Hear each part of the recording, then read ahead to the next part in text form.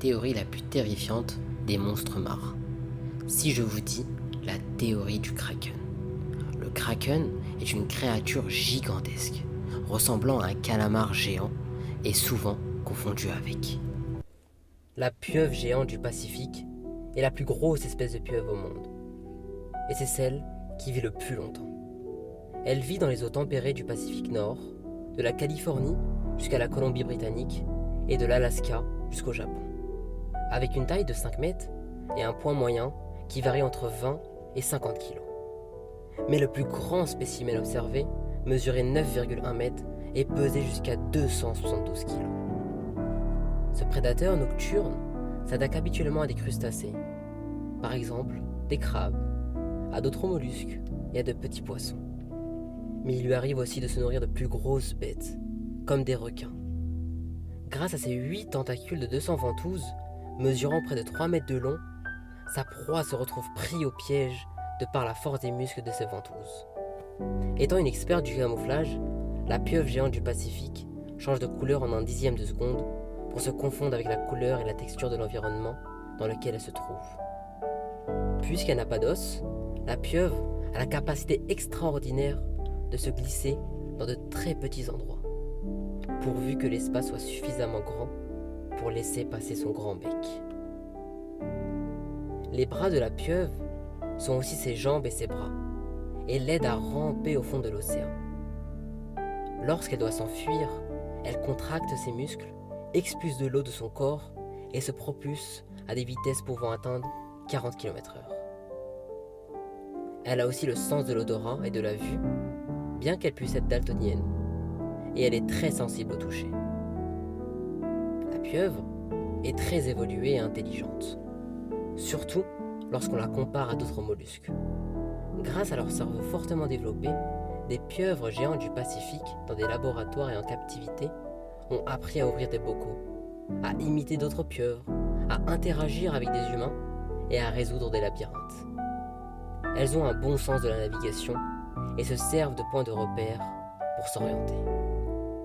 Elles savent aussi adapter des objets pour s'en servir comme outil. Cette espèce n'appartient à aucune catégorie au sein des espèces en voie de disparition et est considérée par l'Union internationale pour la conservation de la nature comme ayant un statut de préoccupation mineure. L'état de sa population est inconnu, même si on sait qu'elle a un taux de reproduction élevé compte tenu du nombre d'œufs que les femelles parviennent à pondre. Cependant, ce n'est pas parce qu'elle n'est pas classée comme animal en danger qu'elle ne fait pas face à de nombreux dangers.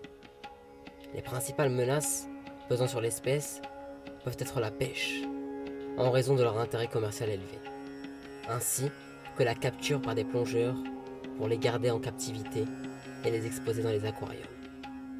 Malheureusement, à ce jour, il n'existe aucune mesure de protection pour la conservation de l'espèce.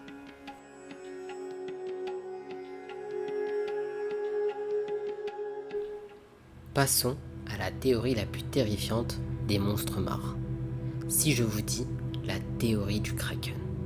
Le Kraken est une créature gigantesque, ressemblant à un calamar géant et souvent confondu avec. C'est même de cette façon que la légende est née. Si un calamar géant peut atteindre une taille de plus de 10 mètres, essayez d'imaginer celle du Kraken. Ce monstre avait pour coutume de couler les bateaux en l'entourant avec ses énormes tentacules et de ne laisser aucun survivant. De nombreux pêcheurs furent attaqués, car la légende raconte que le Kraken était accompagné de nombreux poissons. Et grâce à cela, lorsqu'il était dans les parages, la pêche était meilleure, voire excellente. Du moins, quand il ne vous attaquait pas. Aujourd'hui, on peut apercevoir le Kraken dans de nombreux films, comme Pirates des Caraïbes 2, ou encore Le Choc des Titans, ou bien dans le remake de Louis Leterrier. On le retrouve également dans le roman bien connu de Jules Verne, 20 000 lieues sous les mers. Un professeur en paléontologie dans le Massachusetts a déclaré qu'il avait découvert des marques sur les restes de créatures marines qui pourraient prouver qu'une ancienne espèce de poulpe de la taille d'un bus, comme le fameux Kraken, était à l'origine de leur disparition.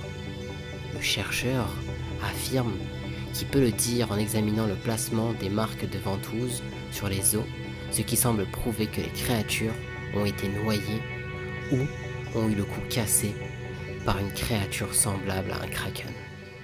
C'est la fin de la vidéo. Si vous avez apprécié le sujet, n'hésitez pas à mettre un pouce bleu et on se retrouve la semaine prochaine pour une nouvelle vidéo.